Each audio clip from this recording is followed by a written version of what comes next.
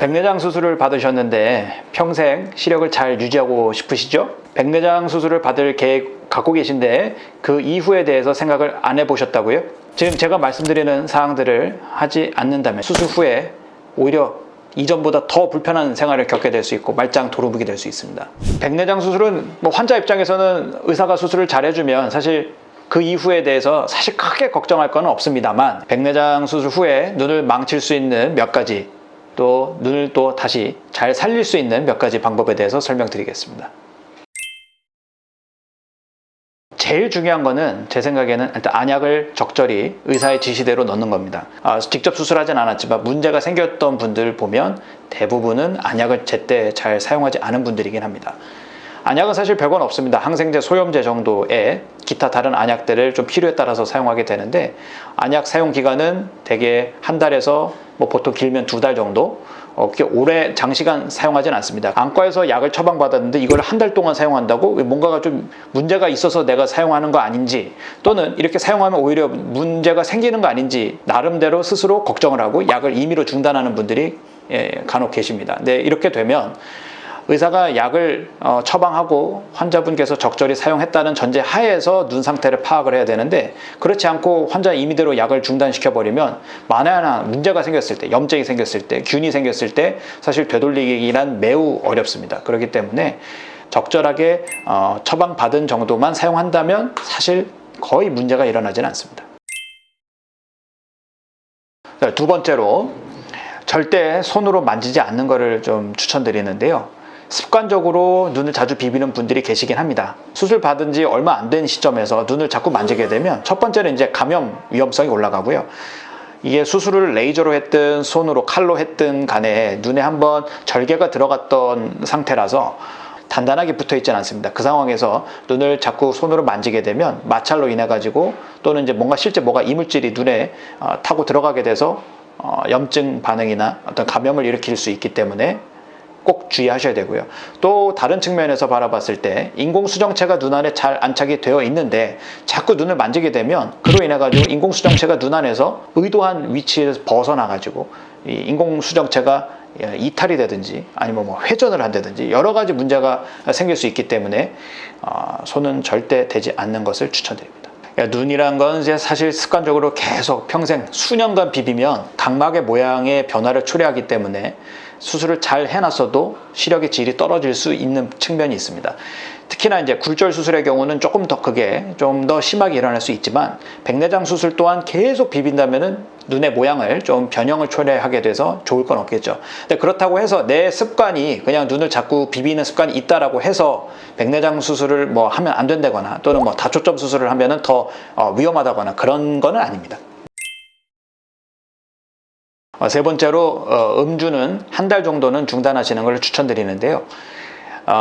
사실 이제 술을 먹었다고 해서 눈에 바로 문제가 생기느냐, 그거는 아닙니다. 간혹 이제 의사들도 자기가 어디가 아파서 치료를 받았을 때 의사들 수술 후에 음주를 중단하지 않고 계속 복용하는 의사들 사실 솔직히 많습니다만, 소량의 음주라도 몸 안에서 뭔가 이제 반응을 일으켜가지고 염증 반응이 일어나게 되면 사실 눈 안에는 염증이 잘 생기진 않지만 한번 생기면 치료가 어렵고 되돌리기가 매우 어렵습니다. 그렇기 때문에 내가 그래도 백내장 수술을 받아서 평생 이 시력을 유지하고 싶다면 괜히 초반에 하지 않아야 될 일을 해가지고 평생 후회할 일을 만들 필요는 없겠죠.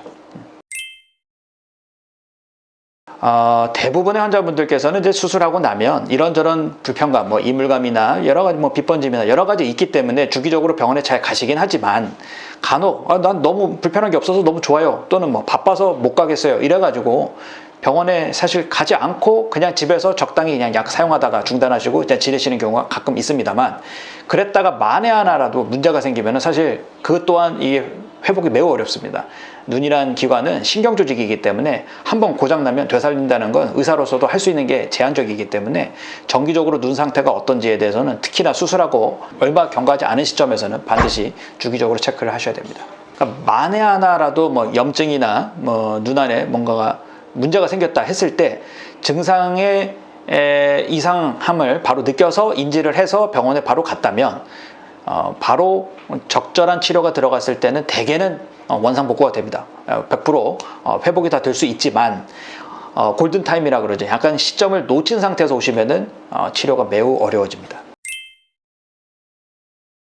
시력의 질적인 부분이 수술 후에 좀 불편하고 기대만큼 올라오지 않는 경우에 상당 부분은 건조증 때문입니다. 그렇기 때문에 가장 기본적인 건 인공 눈물을 사용해 주시는 것. 필요에 따라서 건조증이 좀 심하다면 의사의 처방하에 좀 다른 건조증 안약들을 같이 병행할 수 있겠습니다. 이제 두 번째로 이제 눈을 충분히 많이 사용해 주시는 걸 저는 권장드리는데요. 너무 눈에 신경을 쓰는 행위 자체가 오히려 더 회복하는 과정을 더 길게 만들 수 있는 측면도 있습니다. 믹스앤매치라 그러죠. 이제 양쪽에 다른 인공수정체가 들어가면 당연히 적응하는 과정에서 양쪽에 동일한 인공수정체가 들어간 상황보다는 좀 더 불편하고 좀 더 적응하는데 어려움이 있습니다만, 궁금해가지고 또는 이제 실제 눈이 좀 불편하니까 양쪽을 자꾸 비교하시는 경우들도 있는데, 사람이 두 눈을 다 뜨고 생활을 하는 거기 때문에 그냥 있는 그대로 자꾸 받아들이셔야 조금이라도 빨리 적응하는 데 도움이 됩니다. 또한 이제 환자분들께서 많이 여쭤보시는 질문이, 내가 뭘 먹으면 눈이 좀 더 빨리 회복할 수 있을까요? 또 좀 더 잘 보일까요? 시력이 잘 유지가 될 수 있을까요? 이런 걸 많이들 질문하시는데요. 저 개인적으로는 이제 비타민 A를 추천을 드립니다. 비타민 A를 이제 좀 꾸준히 적절하게 잘 복용을 해준다면 건조증에도 도움이 되고 눈의 어떤 노화에도 도움이 되는 측면이 있기 때문에 꼭 뭐 이걸 드세요 라고 어떤 특정 제품을 제가 추천드릴 수는 없지만 비타민 A가 포함된 비타민들을 잘 복용을 해주신다면 눈 건강에 도움이 되리라 생각합니다. 너무 지나치게 너무 많이 복용하시면은 좀 어떤 폐암 같은 암 유발 가능성이 좀 올라간다는 어떤 논문 결과도 있으니 적절하게 적절한 양으로 잘 섭취하시기를 추천드립니다. 건조증과 연관선상에서 보면 온찜질이 수술 후에 눈의 어떤 회복과 불편감을 깔아앉히는 데 도움이 됩니다. 병원에서 이제 찜질과 또 병행돼서 IPL 건조증 레이저 치료도 할 수 있지만, 이제 간단하게 집에서 한다면 찜질을 따뜻하게 해주셔서 눈 주변에 끼어 있는 어떤 기름 때 같은 게 잘 배출이 되도록 도와주신다면 건조증도 개선이 되고 눈의 피로감도 깔아앉히는 데 도움이 됩니다. 다만 수술하고 바로 직후에 뭐 하루 이틀밖에 안 됐는데 찜질을 한다는 건 조금 좀 위험성이 있을 수 있기 때문에 주치의와 판단하에 집에서 좀 찜질을 해도 괜찮은 시점인지는 눈 상태에 따라 약간 다를 수 있으니 상의 후에 진행하시는 게 좋겠습니다. 기계야 다시 고치거나 바꾸면 되지만 눈은 사실 그렇게 하기가 어렵습니다. 꾸준한 관리, 좀 눈에 대해서 어느 정도 신경은 잘 쓰실 필요가 있겠고요.